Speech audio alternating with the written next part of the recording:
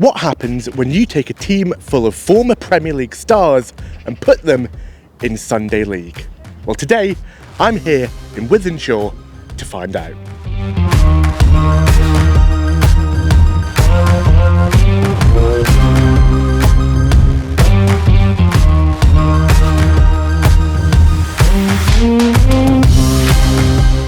Stephen Ireland, how did this come about?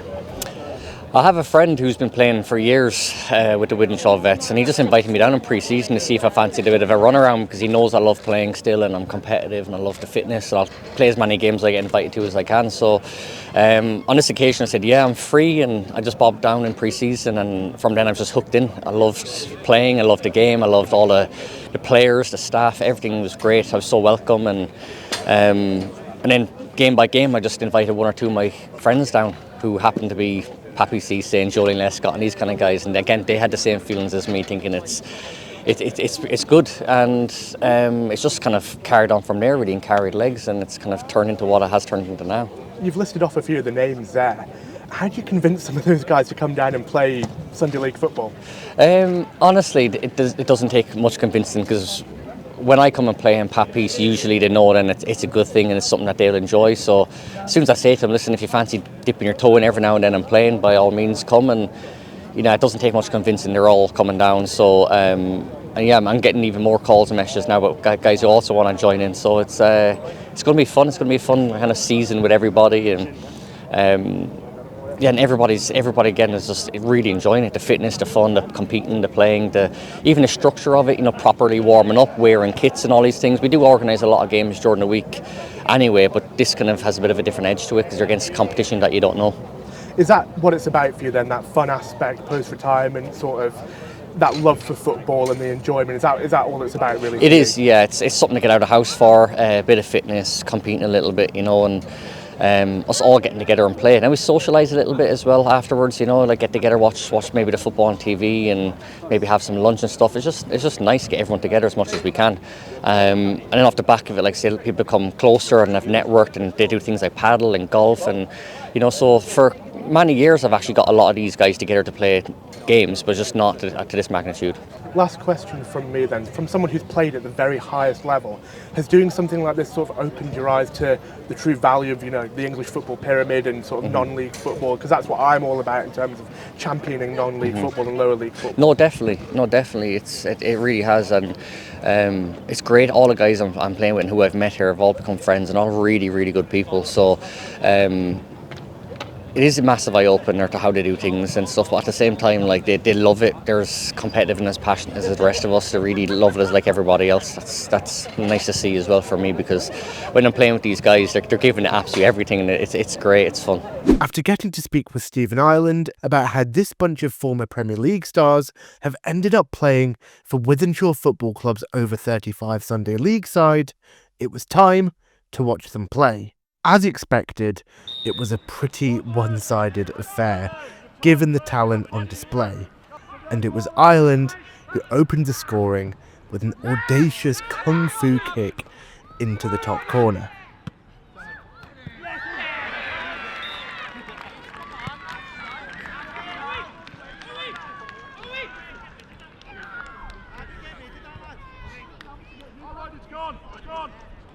Former Burnley and Scotland international midfielder George Boyd was next, rifling a low and hard shot past the keeper.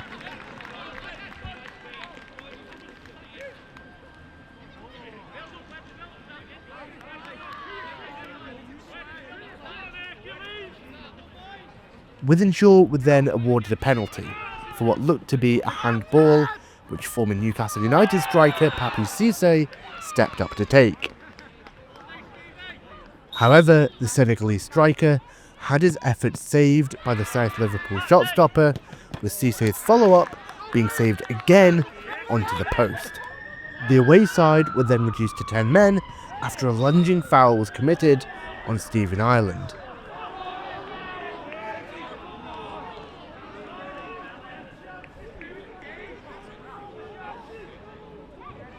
Wythenshawe immediately capitalised on the man advantage, with George Boyd doubling his tally for the afternoon.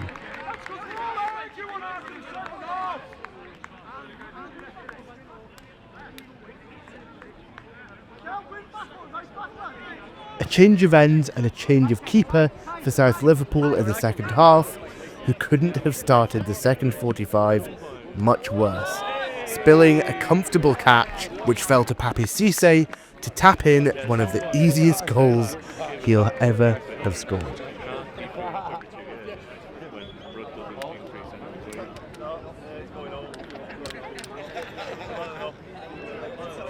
It was then the turn of Daniel Hefferman to get his name on the score sheet, stroking home from a Stephen Ireland pass across the box.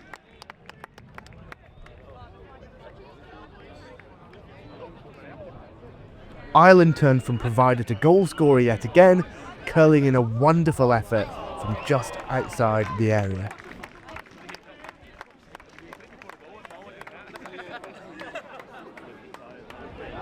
Then it was time for the Papiss Cissé show, as he remained composed to dribble past the keeper to tap in his second, and then his hat-trick.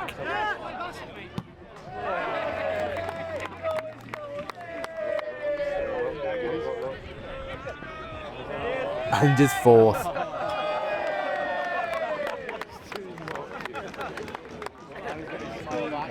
And his fifth.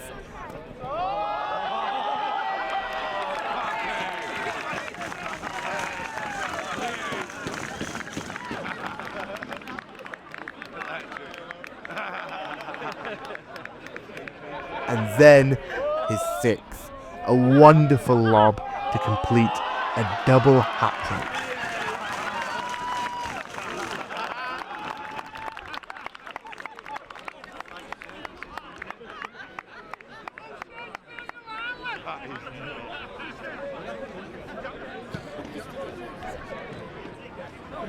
Jefferson Montero, Stephen Ireland and Danny Drinkwater then combined to lay it on a plate for Daniel Hefferman to notch himself a brace.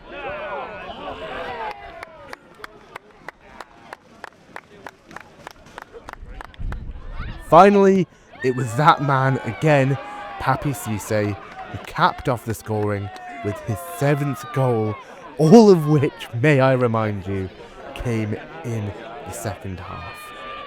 Full-time score, Wythenshawe 13, South Liverpool 0.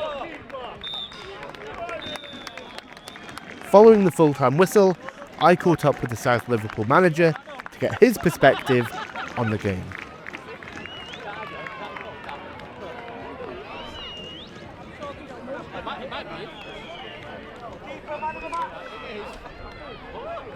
I'm Andrew Appleton, I'm player manager of South Liverpool, vets over 35s. So I think it was 13-0 in the end today. I sort of stopped counting. Yeah, me too. At one point. How was that today to not only manage but also play against the calibre of players you've come up against? Yeah, I think I'll say it was enjoyable for the first 5 or 10 minutes. No, I thought we were in it at 2-0, and then I felt the referee made a harsh decision, sending off one of our players. I think it could have gone differently in terms of, playing vets football for a number of seasons now. A lot of those challenges go unpunished to yellow cards, very rarely a red card. And I think the not to jump on the ref's back or anything, but I think the media and the event sort of, took its toll on that decision, maybe. Yeah, I think he was playing up, sort of trying to be a pantomime villain with the cameras. Yeah. And I think, I'm not saying we were ever going to win the game, but I think the game could have been a lot closer had that sending off not happened. What are those team talks like then, coming into today? Because obviously you'll be usually playing on a level playing field. Yeah. What is that like, that team talk? Not only before the game, but then at half-time when it was, I think you're 3-0 down. It was 3-0, yeah, with 10 men. So I think first and foremost, before going into the game, so we know the type of players we're playing against. We've never played against them. So you're not able to sort of make a judgment call on how good these players are. Because you never played against them, No, you've seen them on telly, yeah. Yeah. So you don't, until you've experienced it, you don't really know how good they are. And I think there were around 5 or 6 ex-pros, Premier League level, starting. Yeah. Now, there's a couple of guys I've played against for Wythenshawe prior, who are similar players to us. You know what I mean? So you know, not Premier League by any standard, but good players. Yeah. But when you've got that number of ex-pros playing at that calibre, you don't even get to test yourself against the other players, if that makes sense, because they pin you back, and you know, you'd be stupid to actually, you know, try and high press them, because you're just going to get killed. Yeah. So it was what it was, and you know, certainly when we went down to 10 men and 9 after the sin bin, we really had to dig in, and that's where unfortunately then these players come into their own, and they just punish you, and they only need one chance and they bury it, and you know, game over. Is there a point in that second half when, you know, the goals are going in, you've changed the keeper at half time, where you just sort of think, yeah, let's just have a laugh with this and just sort of let people have their fun, or is it this competitive edge? I'll say no. We've got some players who were very into the occasion, and certainly older players, that our goalkeeper sort of in his mid to late 40s, who really enjoyed the occasion. I mean, he conceded 3 and saved the penalty, and then came off. He injured his arm, so a good day for him. Yeah. I mean, I'm still very much of the personality that I don't want to lose, even to anyone. Now, I'm not saying that I ever thought we were going to win, but certainly when you're humbled and you get beat with, 13, 14, whatever it was, it's sort of the occasion, the excitement and the enjoyment of the occasion runs out very quickly. Yeah. I think the novelty sort of wears off after, like you say, the first 5-10 minutes, and you realise you're in a game, but... just to sum it up, what was it like to be involved in occasion? It was fantastic to play against them. Yeah. I'll say wouldn't want to do it every week, whereas some players would want to do it every week just for the enjoyment. Yeah. But as I say, I'm very competitive. You know, and I don't think I've ever been beat 14-0 ever. You know, because South Liverpool are a good football team, but when you're competing against the likes of Stephen Ireland, Danny Drinkwater, who, you know, is 35 and cost 35 million when Chelsea bought him, you know, sort of 7-8 years ago maybe. Yeah, Premier League winner. Papiss Cissé, you know, George Boyd, great footballer. Never really heard much about George Boyd, you know, I didn't really know his name, you know, some of the bigger names, but I think he was probably for me the player of the match, George Boyd. I mean, he was only playing down at Wythenshawe Town across the road last season, so he's clearly got fitness in his legs. But... I think, as I say, what it emphasises is that you put six of these players in, that you can't compete with them, you can't get near them, and you know, it makes very average players. I'm being rude there. You know, average players, normal players look very good. Okay, guys, so there you have it. Great to speak to Andrew, the manager of South Liverpool, who were on the end of I believe, 13-0, 14-0 defeat there, going down to 9 men as well. Tough one for them, but an incredible occasion seeing Papiss Cissé roll back the years, scoring 7, Stephen Ireland getting a couple, George Boyd getting a couple as well. Just a brilliant day. Huge thanks to everyone at Wythenshawe for allowing me to come down and do this specifically as well. Kieran as well, the manager, for inviting me down and getting me involved in and amongst Sky Sports, BBC Sports, everything. Just an incredible day. Really enjoyed it. If you guys enjoyed it, please do not forget to leave a like, and of course subscribe to the channel with notifications turned on so you never miss an upload. Thank you so much for watching today's video, and I will see you in the next one.